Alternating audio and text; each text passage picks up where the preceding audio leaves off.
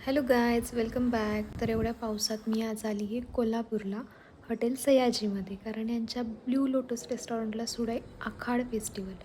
आखाड festival आहे तर तुम्ही कसं मिस करेन. तर आले मी आज.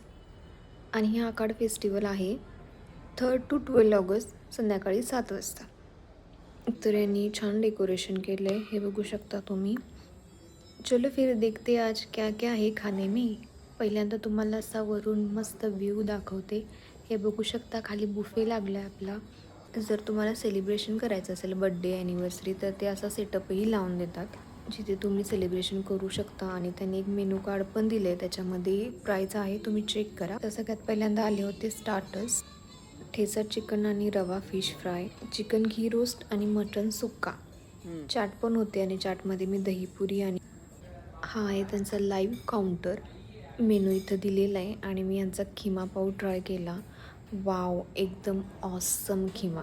आणि हे थोडेफार सलाड आहेत, पिकल्स आहेत, चटणी आहेत सगळ्या.